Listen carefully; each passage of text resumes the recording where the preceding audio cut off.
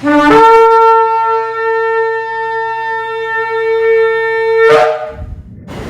Shalom, esta es la congregación Beit Finales del sector Candelaria en Arecibo, en la carretera número 2. Y esta que le habla es la Roa y la doctora Maritza Rivera. Hoy vamos a estar estudiando una parashá, la parashá número 14. Esta parashá se llama Vaerá. Vaerá, y Vaerá significa y me aparecí. ¿Dónde aparece esta parashá? En el libro de Shemot, en el libro de Éxodo, capítulo 6, versículo 2 hasta el capítulo 9 y versículo 35. ¿De qué nos habla esta parashá? La parashá Vaerá se centra más bien en la respuesta de Yahweh a Moshe tras el rechazo del faraón, prometiendo la liberación de Israel mediante las 4 expresiones de redención y revelando su nombre sagrado, que es Yod-Hei Vav-Hei, Yahweh.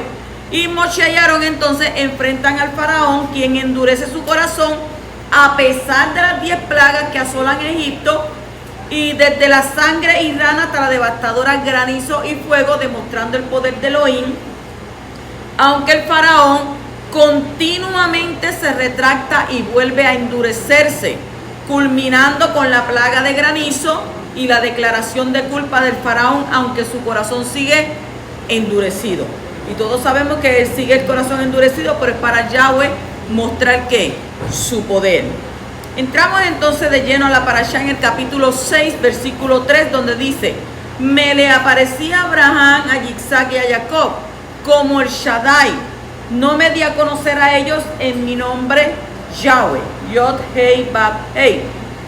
El término todopoderoso en este verso es Shaddai, y nos permite ver la diferencia que el poderoso establece entre las dos variables. Mas por mi nombre, el Shaddai, el todopoderoso. O sea que sabemos que su nombre es eterno, es por siempre, y es Yahweh, Yod-Hei Vav-Hei, el cual nosotros y la gran mayoría de estudiantes de raíces hebreas pronunciamos como Yahweh. O sea que el punto importante en este pasaje es el porqué de esta diferenciación entre los dos términos. Y recordemos lo que representa en hebreo Shaddai, que es fornido, poderoso, impenetrable. Y este término tuvo su mayor aplicabilidad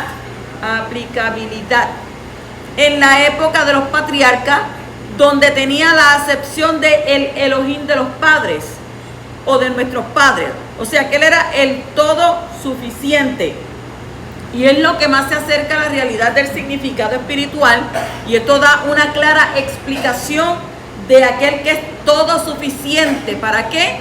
Para mantener la plenitud de la verajá, de la bendición, del cuidado, protección y salud a nuestros padres, Abraham, Yitzhak y Israel, o sea, Jacob, en su peregrinaje por la tierra, y de igual manera a nosotros hoy.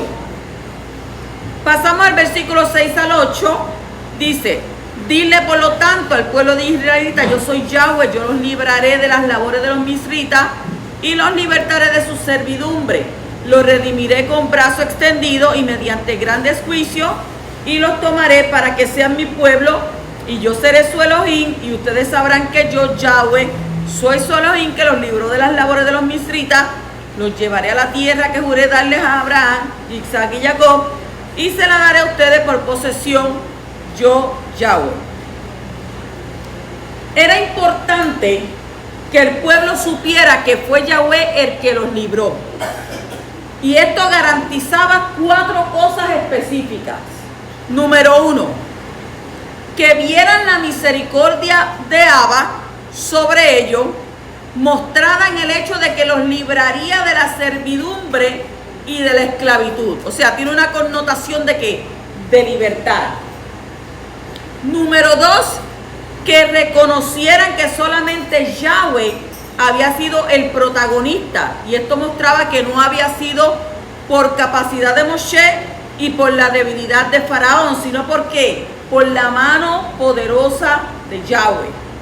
Número 3, renovaba la promesa hecha a Abraham en cuanto a la posesión de la tierra. Y número 4, que toda la cabot, todo el esplendor, honra y agradecimiento fuera dado solamente ¿a quién? A Yahweh Sebaot.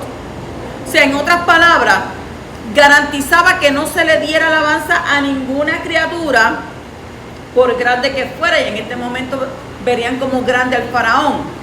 Entonces, independientemente de cuán grande fuera Moshe, solo Yahweh merecía la alabanza. Apocalipsis 5:12 dice: Yahweh no comparte su esplendor con nadie, puesto que Yahweh declara a través de Yeshaya. Isaías 42:8: yo soy Yahweh, ese es mi nombre, no le cederé mi esplendor a otro, ni mi renombre a los ídolos. O sea, un ídolo es todo aquello a lo que se le da alabanza que no sea el creador, según Romanos 1:21 al 25. Pasamos al versículo 12 de ese capítulo 6, donde dice: pero Moshe apeló y le dijo: los israelitas no me quisieron hacer caso, ¿cómo entonces me van a hacer caso el paró o yo que soy un torpe de habla? Cada vez que Yahweh inquieta con el llamado a servirle o a cumplir una misión del reino, pasan dos cosas. Número uno, los que sin preparación creen que están listos y confiando en sus fuerzas y recursos personales, atienden el supuesto llamado de nuestro Abacadosh y entonces fracasan en el intento. Y ahí es donde viene: Dios me habló. ¿Por qué? Porque no esperaron los tiempos de Abba. Johanan 2:4 dice: Yahshua respondió: mujer, ¿por qué eso me tiene que importar a mí o a ti? Aún mi hora no ha llegado. O sea que él mismo reconocía que no era el tiempo. ¿Ves? Él hacía las cosas en el tiempo perfecto de Yahweh. Cuando Yahweh le revelaba, le mostraba, ahí era que él se movía. El rey Shaul pasó la vergüenza de hacerlo a su tiempo y perder el respaldo de Yahweh en su reinado. ¿Se acuerdan de Saúl? Primera de Samuel 13, 9 al 11. Shaul dijo: tráigame las víctimas, las ofrendas quemadas y las ofrendas de Shalom. Y él mismo ofreció una ofrenda quemada, y tan pronto había terminado de sacrificar, allí estaba ¿quién? Samuel. Y él había venido y Shaul salió a recibirlo y a saludarlo, y Samuel dijo: ¿pero qué es lo que has hecho? ¿Qué tú hiciste? O sea, no por simple inexperiencia el rey Shaul comete este grave error, sino que su muerte y aún el futuro de toda la nación hoy paga las consecuencias de su desobediencia. Todo el capítulo 15 habla de su desobediencia, y una parte trascendental dice en Primera de Samuel 15, 19 al 23: ¿por qué cogiste el botín en vez de prestar atención a lo que Yahweh te dijo? Le dijo Samuel: a los ojos de Yahweh tú has hecho una cosa maldita. Shaul dijo a Samuel: yo sí presté atención a lo que el pueblo me dijo, y aún fui por el camino que Yahweh me envió. Yo traje de regreso a Agag, rey de Amalek, y destruí completamente a Amalek. Pero el pueblo tomó algo del botín, lo mejor del rebaño y del ganado destinado a destrucción en Gilgal, para sacrificar. Y Samuel le dijo: ¿tiene Yahweh tanto placer en ofrendas quemadas completas y sacrificios como en obedecer la palabra de Yahweh? Seguramente obedecer es mejor que un buen sacrificio, y escuchar órdenes mejor que la grasa de carnero, porque la rebelión es como adivinación y la obstinación es como perversidad e idolatría. Porque tú has rechazado la palabra de Yahweh, él también te ha rechazado como rey. O sea que él no dio muerte a todos sus enemigos como Yahweh lo había ordenado, sino que, pero sí oyó al pueblo en el asunto y dejó vivo a Agag, su rey, y sus hijos, y ellos aún hoy día hostigan cruelmente a Israel. Número 2, los que con o sin preparación Yahweh ha llamado a servir y siempre tienen una excusa para evadir esa responsabilidad. ¿Qué quiere decir eso? Tienes un llamado, Yahweh te llamó y tú siempre con una excusa. Ah, no, que ser roe hoy en día, eso no es fácil.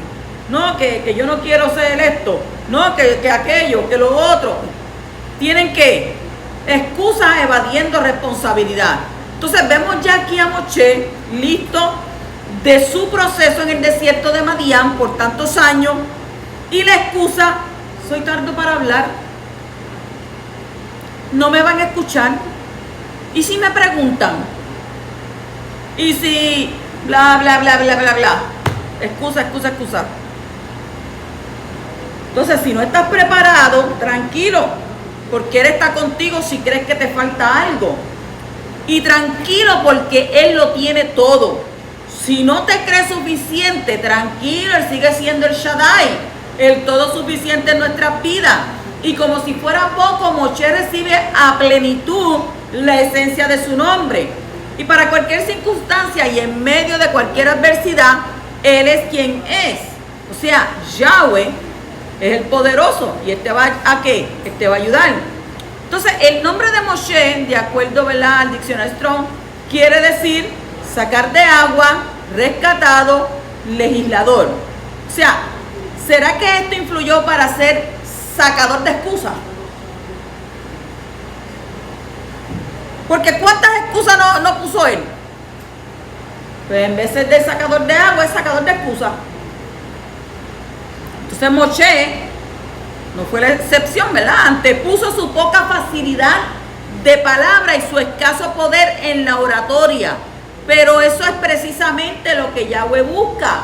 Personas incapaces. ¿Para qué? Para que Él pueda mostrar su poder y para que el siervo reconozca que todos sus logros son por la Hanán, la gracia y la misericordia del Altísimo. ¿Qué dijo Rab Shaul en 1 Corintios 1, 27 al 29? Más bien, Elohim ha elegido a los necios del mundo para avergonzar a los sabios. Y a los débiles del mundo, Elohim los ha elegido para avergonzar a los fuertes. Y Elohim ha elegido a los viles del mundo y a los menospreciados, a los que no son, para deshacer a los que son, para que nadie se jacte delante de Yahweh. Parece como, ¿verdad?, un rompecabezas, ¿verdad?, y esto, pero un trabalengua. Pero ahí está claro, ¿verdad?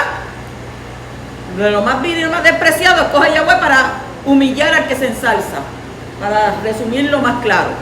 Entonces la conclusión es: Yahweh no escoge únicamente a los preparados, sino que se deleita preparando a los escogidos. Y la gente podrá hacer como hizo Jonás: yo no, a mí no, yo no quiero. Pero a lo último vas a tener que hacerlo porque Él te escogió. Así como a mí: no, yo no quiero, eso yo no lo acepto, no esto. No, pues sí, no es lo que tú digas, es lo que yo diga. Y a veces nosotros, ¿verdad?, podemos correr, podemos hacernos los locos, eso no va conmigo, para al final, ¿verdad?, cuando yo sea viejo, y si no llegas a viejo, y si Yahweh dice: déjame pagarte la luz en este tiempo, porque es fácil decir: nos vemos. Pero cuando eso llega, no es fácil. 26-27, versículo de ese capítulo 6. Estos son los mismos Aarón y Moshe a quienes Yahweh dijo que sacaran a los israelitas de la tierra de Misrayim según sus ejércitos. Fueron ellos los que le hablaron al Paró, rey de Misrayim, para libertar a los israelitas de los misritas, y estos son los mismos Moshe y Aarón. Esta genealogía nos muestra algunas cosas. Primero, que Moshe y Aarón eran descendientes de Leví, por lo que los hacía linaje de Coanín, de sacerdotes. Y segundo, que Yahweh tiene misericordia del que quiere, y que en todo lugar Él levanta hombres que le sirven. Y recordemos que fue Leví quien había sido, junto a su hermano Shimón, quienes guiados por la ira arrasaron con la ciudad de Shechem. O sea que una de las enseñanzas que podemos rescatar es la unidad y el trabajo de los hermanos, símbolo constante de nuestra Ejad, unidad en el poderoso. Lucas 10:1 dice: después de estas cosas, el Adón designó a otros 70 y los envió de dos en dos delante de sí a toda ciudad y lugar a donde él estaba por ir. Te envío a ti para que abras camino y luego yo caigo allá. Ese es el mensaje. Capítulo 7 y versículo 1 dice: Yahweh le contestó a Moshe: mira, yo te pongo en el papel de Elohim para el Paró con tu hermano Aarón como tu profeta. O sea, que aquí Yahweh le da a Moshe un nivel de autoridad sobre Faraón enorme. El término Elohim habla, entre otras cosas, de una función de ¿qué? De juez. Es decir, que Moshe había recibido la autoridad de emitir juicio sobre Faraón. Por eso le digo, te pongo como un Elohim. Y entonces designa a su hermano Aarón como su vocero. Y este comentario es lo más sano en cuanto a interpretaciones con respecto a la palabra de Elohim, y que en este pasaje quiere decir Dios, ¿verdad? Porque él le dijo, te voy a poner como Dios delante de él. Y que en el lenguaje hebreo solo está dando un nivel de supremacía, no es de que él era Dios, da un nivel de superioridad sobre el faraón. O sea que esta palabra Elohim, en el Strong 430 y entre sus acepciones está como jueces, poderoso, magistrado, magnate o rey. Salmo 82:6 dice, mi decreto es, ustedes son Elohim, dioses o jueces, hijos del Altísimo, todos ustedes. O sea que todos los discípulos de Yeshua son como Elohim. Yohanan 10:35 al 36, o poderosos, como Yeshua se refirió, pero aquí en el Salmo 82, el verso 7, nos recuerda que moriremos como cualquier otro mortal. Necesitamos entonces ¿qué? Si vamos a morir como un mortal, necesitamos la salvación de Yeshua. No fue esta la primera vez que el gobierno del mundo, de la nación más poderosa del mundo, estuviera bajo la autoridad y la dirección de Yahweh a través de uno de los suyos, y sea de forma paternal para llevar la verajá a la nación, la bendición a la nación, como el caso de Yosef, que eso está en Bereshit 45:8, que dice, así que no fueron ustedes que me enviaron aquí, sino Elohim, y él me ha hecho un padre para Faraón, Adón de toda su casa y regidor sobre toda la tierra de Misraim. O sea, o como un juez para traer juicio y justicia sobre la nación, como en este caso bajo la autoridad de Moshe. Estamos viendo tiempos similares. Todo el pueblo del poderoso está expectante, esperando lo que nuestro Abba Kadosh va a hacer en estos tiempos. Y sabemos que cosas muy grandes se están gestando de parte de Yahweh para toda la humanidad. Aunque la gente vive sin Elohim en sus corazones, pero Yahweh tiene un plan. Lo que debemos tener claro es que para los verdaderos hijos de Yahweh, su cuidado y protección están sobre nosotros, como dice el libro de Tehillim, Salmo 91:1 al 4. Tú que habitas a la sombra del Elión, pasa tus noches a la sombra del Shaddai, que dice Yahweh, mi refugio, mi fortaleza, mi Elohim, en quien confío. Él te rescatará de la trampa del cazador y de la peste destructora y de las calamidades, y Él te cubrirá con los extremos de sus alas, y bajo sus alas encontrarás refugio. Su verdad es un escudo y protección. Mire qué poderoso, ¿verdad? El Salmo 121, bendito el que vive. Aleluya, adoramos al poderoso. Salmo 91. También el Salmo 121 dice, ¿verdad?, que alzaré mis ojos a los montes. ¿De dónde viene qué? Mi socorro. ¿Dónde viene mi ayuda? ¿Dónde viene el que me aguarda, el que no me deja solo? Son promesas de nuestro Abba Kadosh.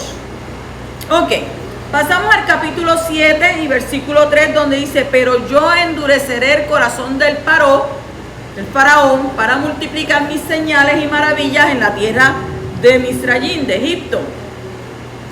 La idea de endurecer el corazón habla, entre otras cosas, de hacerlo más obstinado. Obstinado en lo que en su esencia ya eres. Un poquito más, pero ya él lo es, pero hay que dar un poquito más, ¿verdad? Puesto que la palabra para endurecer se llama en hebreo es kashá. Kashá, que significa agravar. Cosa difícil, duro, endurecer, pesado, violento. Y esta explicación rompe con los prejuicios de violación del libre albedrío de parte del poderoso. Jamás Yahweh irrumpe en la libertad que Él mismo nos ha dado de tomar nuestras decisiones.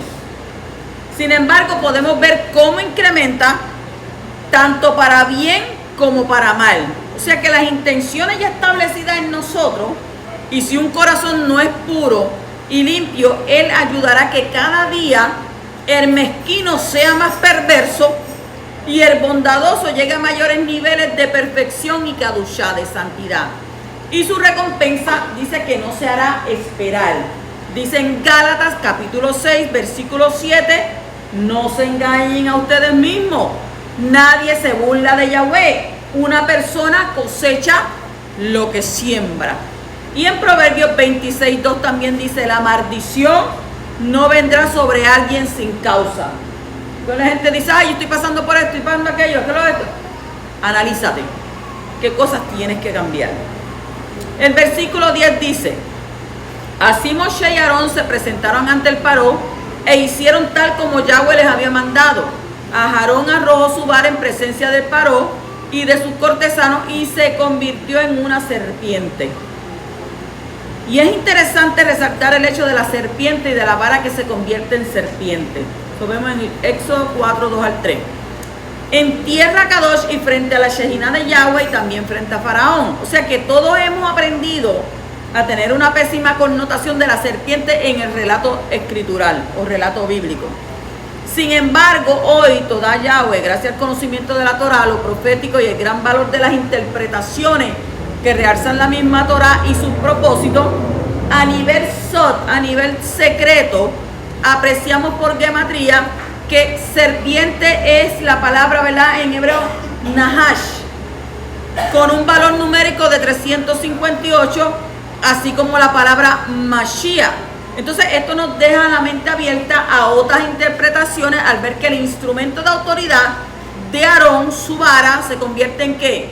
En serpiente, y devoró a las otras serpientes de los egipcios, enseñándonos que la supremacía de nuestro Mashiach, el Mashiach de Israel, sobre cualquier otro que se levante entre las naciones o en el mismo Israel. ¿Por qué? Porque es la historia de nuestro pueblo y ha habido varias proclamaciones de Mesías diferentes a Yeshua, pero Yeshua es el verdadero. Yohanan, primera de Juan 5:20, Yohanan Aleph, dice, y sabemos que el Hijo de Yahweh ha venido y no ha dado discernimiento para que podamos conocer quién es verdadero. Además, estamos unidos con el único que es verdadero, unidos con su Hijo Yeshua HaMashiach, porque Él es el verdadero y Elohim y la vida eterna. Tremendo texto, ¿verdad que sí? El versículo 15 al 17 dice, ve al Paró en la mañana cuando vayas saliendo del agua y plántate delante de la orilla del río y lleva contigo la vara que se convirtió en serpiente y dile, Yahweh el Elohim de los hebreos me envía a decirte, deja ir a mi pueblo para que me adoren en el desierto, pero usted no ha hecho caso hasta ahora. Así dice Yahweh, por esto sabrás que yo soy Yahweh. Mira, yo golpearé el agua del río con la vara que tengo en mi mano y se volverá sangre. Esta fue la primera de las señales que Yahweh hizo a través de Moshe. Teniendo en mente el sod, que ya le dije que el sod era ¿qué? Secreto, expuesto del valor numérico de la serpiente, pensemos en esta como una extensión del brazo, como un cetro de rey, a nivel remes. Deducimos entonces que el Mashiach de Israel, la primera manifestación que ejecutaría traer la liberación sería ¿qué? La sangre. O sea que el Nilo representa las muchas aguas, según Isaías 23:3, las naciones y en forma profética. Y es interesante porque el Nilo es el único río de Egipto. Entonces, Shikhor significa oscuro, turbio, ennegrecer. O sea que el Mashiach es la luz para el mundo y a través de la sangre vendría que la luz a las tinieblas. Que el río de oscuridad en medio de las naciones se convertiría en una fuente de luz. ¿Manchada de qué? Manchada de sangre para dar vida a todos los moradores de la tierra. Entonces, debemos verla, quiero resaltar, verso tras verso, la figura profética del protagonista único de nuestra salvación, que es Yeshua HaMashiach. Vamos a ver más semejanza profética resaltada por el Dr. Vlad. Número 1, cuando dice agua convertida en sangre, que eso está en Éxodo 7, 14 al 25, en Revelación 8, 8 y 16, 3 está escrito, segundo ángel tocó la trompeta y algo como una gran montaña ardiente en llamas fue arrojado al mar y la tercera parte del mar se convirtió en ¿qué? en sangre. Y el segundo Malak derramó su copa en el mar y se convirtió en sangre como de muerto, y murió todo ser viviente que había en el mar. Las ranas, comparación, Éxodo 8, 1 al 15, 7, 26 y 8 al 11. En Revelación también 16, 13 al 14 está escrito: y vi salir de la boca del dragón, de la boca de la bestia y de la boca del falso profeta a 3 espíritus inmundos, semejantes a ¿qué? A ranas, pues son espíritus de demonios que hacen señales, los cuales van a los reyes de todo el mundo a reunirlos para la batalla del gran día del Elohim Todopoderoso. Número 3, los enjambres de piojos. 8 está en Éxodo 8, 16, ahí no se encontró comparación. 4, las bestias salvajes, Éxodo 8, 20 al 32 y 16 al 28, dice en Revelación, ¿verdad? En comparación, Revelación 6, 8, y miré y aquí un caballo amarillento, y el que estaba montado en él se llamaba Muerte, y el Sheol lo seguía, y se le dio autoridad sobre la cuarta parte de la tierra para matar con espada, con hambre, con pestilencia y con las fieras de la tierra. La peste en el ganado, Éxodo 9, 1 al 7, en Revelación 6, 8, está escrito con pestilencia. La úlcera, Éxodo 9, 8 al 12, Revelación 16, 2, también está escrito: y el primer Malak, ángel, fue y derramó su copa en la tierra, y se produjo una llaga repugnante y maligna en los hombres que tenían la marca de la bestia y que adoraban su imagen. El granizo, Éxodo 9, 13 al 35, en Revelación entonces 16 al 21 está escrito: y enormes granizo, como de un talento cada uno, cayeron sobre los hombres, y los hombres blasfemaron contra Elohim por la plaga del granizo, porque su plaga fue sumamente grande. ¿Ve? Lo que cayó allá en Egipto también va a pasar.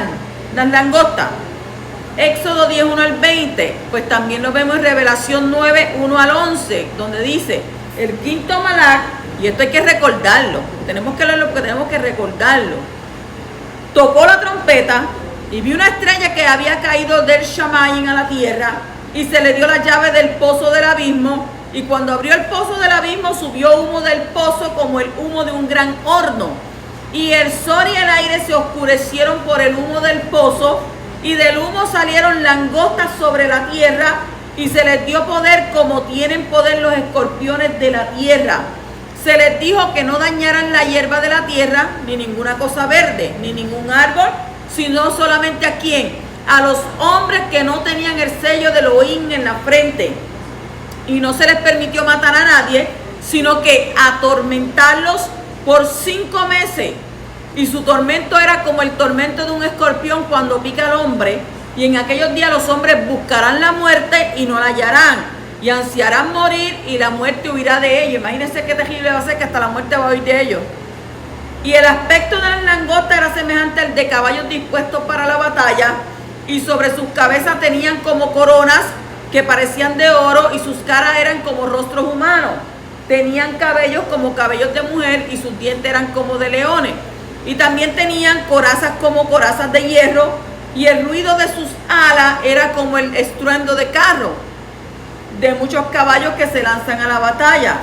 Tienen colas parecidas a escorpiones y aguijones, y en sus colas está su poder para hacer daño a los hombres por 5 meses. Y tienen sobre ellos por el rey, el ángel del abismo, cuyo nombre en hebreo es Abadón, y en griego se llama Apolión. Las tinieblas, Éxodo 10, 21 al 22, dice en Revelación 6, 12, 8, 12 y 16, 10 está escrito: vi cuando el Cordero abrió el 6º sello, y hubo un gran terremoto, y el sol se puso negro con tela de silicio, y toda la luna se volvió como sangre. El 4º ángel tocó la trompeta, y fue herida la tercera parte del sol, la tercera parte de la luna, la tercera parte de las estrellas, para que la tercera parte de ellos se oscureciera, y el día no resplandeciera en su tercera parte, y asimismo la noche. Y el 5º ángel, Malak, derramó su copa sobre el trono de la bestia, y su reino se quedó en tiniebla, y se mordían la lengua de dolor. Concluimos lo de las plagas, que trajeron ¿qué?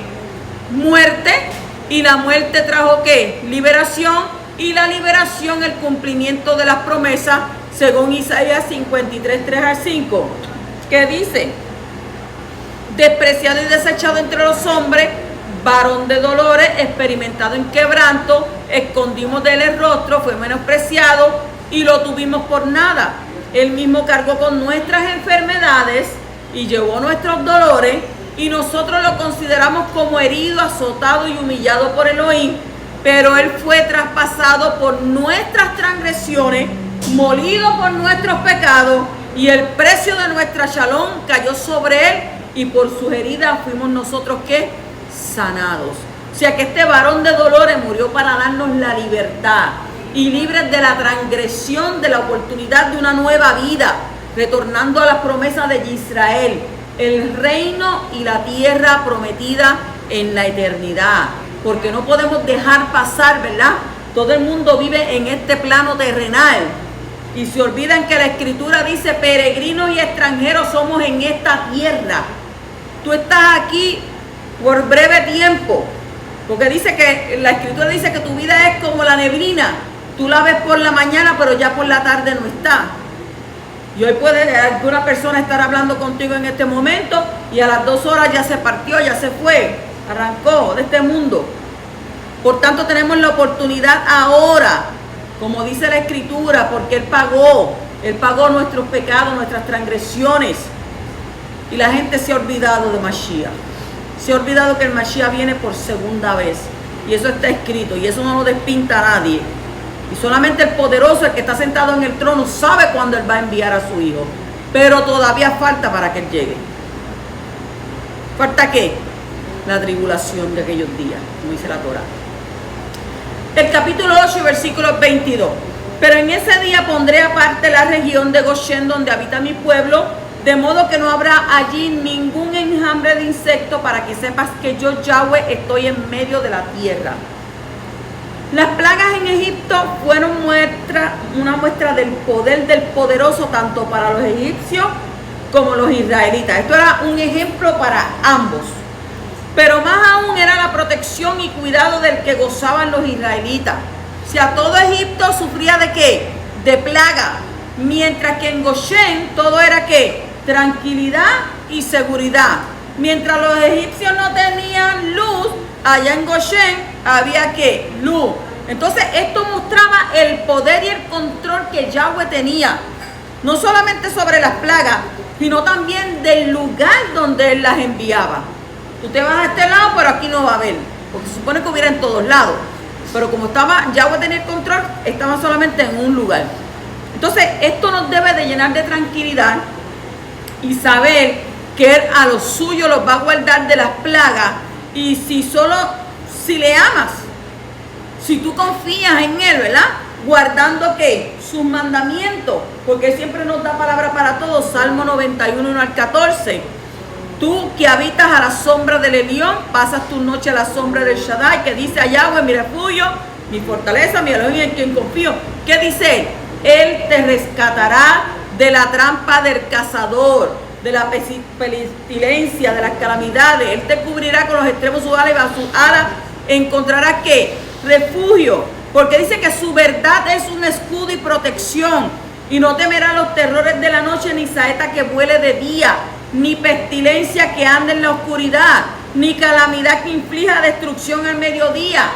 Dice que 1000 caerán a tu lado y 10.000 a tu mano derecha, pero a ti no se acercará. Solo mantén tus ojos abiertos y verás cómo los pecadores son castigados. ¿Por qué? Porque has puesto a Yahweh el Altísimo, que es mi refugio, por tu morada, y ningún desastre te tocará, ninguna calamidad vendrá cerca de tu tienda, porque Él ordenará a sus malajín, a sus ángeles, que te cuiden y que te guarden a donde quiera que vaya. Y dice que ellos te llevarán en sus manos para que no tropieces en la roca o no tropieces tu pie en piedra. Pisotearás sobre el león y la serpiente, cachorros de león y serpientes pisoteadas, porque Él me ama, yo lo rescataré, porque conoce mi nombre y yo lo protegeré. En el verso 14 dice, porque el que, el que me ama, el que me ama. O sea que Yahshua dijo muchas veces, si me amas, cumple mis mandamientos, como está escrito en Johanan 14:15. Si ustedes me aman, guardarán mis mandamientos. Johanan 14:23. Si alguno me ama, él guardará mi palabra. Johanan 15:10 dice, si ustedes guardan mis mandamientos, ustedes permanecerán en mi amor. Y primera de Johanan 5:3 dice, porque amor a Yahweh significa obedecer a sus mandamientos. O sea que esto nos demuestra que para que se cumpla este salmo y cualquier otro pasaje de las Escrituras, ¿qué nosotros tenemos que hacer? Obedecer. Porque a través de la obediencia es que llega la bendición. El versículo 23 dice, y yo haré distinción entre mi pueblo y tu pueblo. O sea que Yahweh siempre hace distinción entre su pueblo y los demás pueblos, entre los que obedecen y los que no obedecen. Y como Él mismo es quien nos llama, nos enseña a hacer distinción entre lo kadosh y lo profano. O sea que los que somos sus hijos y su pueblo son llamados a ser kadosh y mantenernos así. ¿Por qué? Porque el mandamiento es nuestra distinción. Éxodo 31:13, dirá a los hijos de Israel, ustedes observarán mi Shabbat, porque esta es una señal entre yo y ustedes por todas sus generaciones, para que ustedes sepan que yo soy Yahweh quien los aparta para mí. O sea, ¿qué distinción hay? Guardar el mandamiento. ¿Y el mandamiento cuál es? Guardar el Shabbat. El versículo 26 dice, pero Moshe respondió, no estaría bien hacer eso porque lo que nosotros le sacrificamos a Yahweh, nuestro Elohim, es aborrecible para los misritas. Si sacrificamos lo que es aborrecible para los misritas a su propia vista, no nos apedrearían. Independientemente de las razones de carácter religioso que pudiera haber, la indicación era que el sacrificio debía hacerse en el lugar que Yahweh había establecido. Y esto nos enseña que no siempre hacer las cosas que uno siente que es lo correcto está alineado con la voluntad de nuestro Abacadosh. O sea, muchas veces queremos darle culto, servicio al poderoso de la manera que nosotros consideramos que es correcta. Pero eso no siempre es lo que Él quiere. Y es muy común en círculos cristianos decir frases como, no importa el día, lo importante es dedicar uno para Él. Y esto puede hacer de qué? Hacer de nuestro modo de pensar una excusa para no guardar el Shabbat en el día determinado por nuestro Creador, sino a nuestra propia conciencia o alineamiento cultural o religioso. Pero lo cierto es que ese fue el séptimo día que el Creador estableció para Él. O sea, no el primer día de la semana, domingo, en hebreo es Yom Rishon. Esto es ¿verdad? Por citar solo un ejemplo de que todo debe hacerse como le fue mostrado a Moshe en el monte, según el libro de Shemot 25:40 y Hebreos 8:5.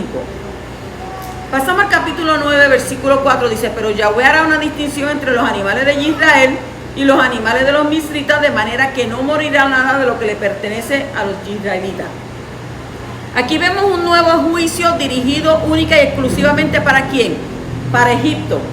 Y Yahweh establecía una maravillosa protección entre las posesiones de los egipcios y las de los israelitas.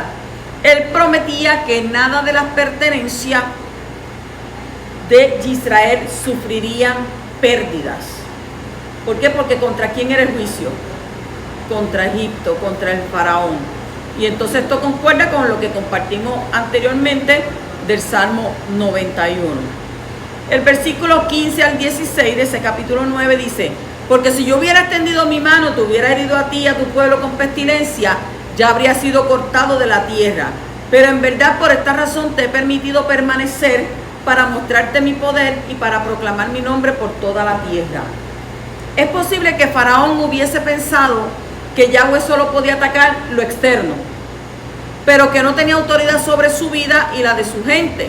Y lo cierto es que Yahweh le hace saber a Faraón que si él estaba vivo era porque solo a través de su persona iba a mostrar su poder tanto para los egipcios como para los israelitas. Y no obstante, era meritorio ver la importancia y el respeto que el Creador muestra a toda y a cada autoridad.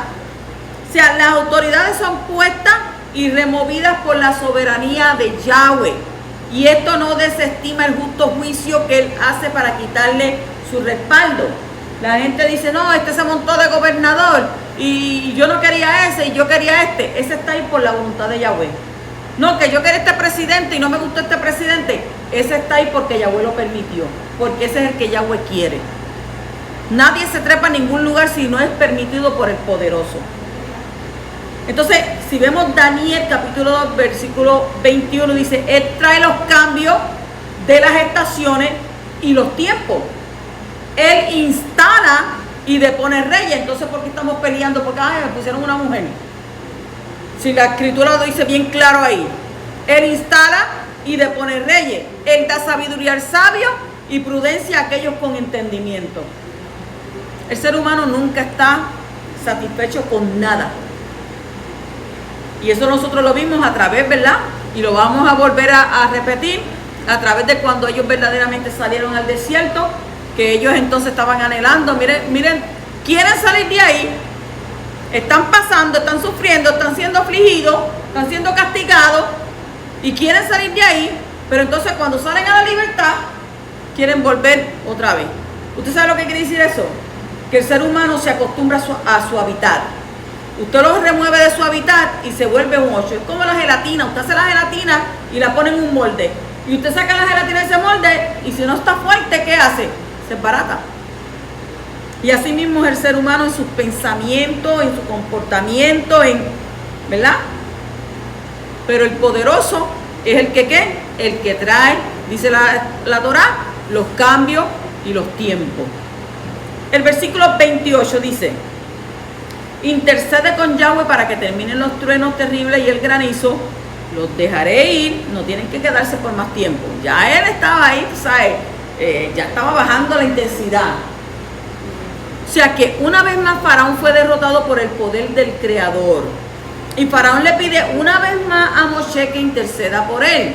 Y este cuadro es muy repetido a lo largo de la historia. Toda persona reverde, cuando las cosas le van mal, ¿qué hacen?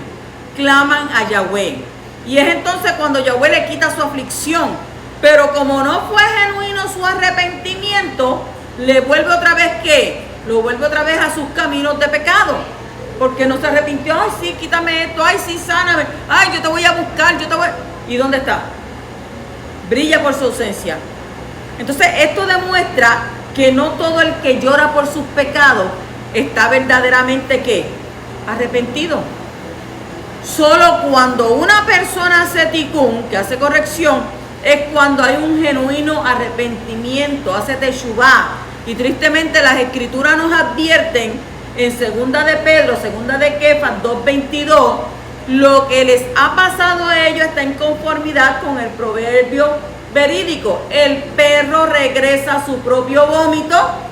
Sí, la puerca se lava a sí misma, pero solo para volver a revolcarse en el lodo. Y esos son los que, ¿verdad? Los que ponen la mano en el arado y tornan su mirada hacia atrás. Versículos 29 al 30 dice, Moshe le dijo, cuando vaya saliendo de la ciudad, extenderé mis manos a Yahweh, los truenos cesarán y no caerá más granizo para que usted sepa, le está diciendo, para que usted sepa que la tierra es de Yahweh. Pero yo sé, miren lo que le dijo Moshe, eran tantas veces, pero yo sé que usted y los cortesanos todavía no respetan a Elohim Yahweh.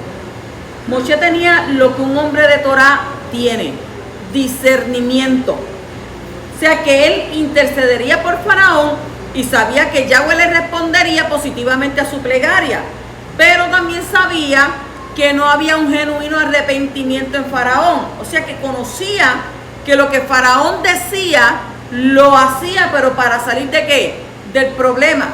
Esos son cuando la gente promete, oh, yo te prometo por mi hijo, yo te prometo hasta por los huesos del bacalao te prometo yo, que tú vas a ver que yo voy a hacer. Prometo, y no hacen nada. Por eso los otros dicen mejor no prometer que prometer y no cumplir. Entonces, el faraón, ¿qué? Prometía, pero lo hacía para, ¿verdad? En el momento salir de este problema, ¿verdad? Y entonces, y las malas circunstancias en las que él estaba, en ese mismo, ¿verdad? Situación.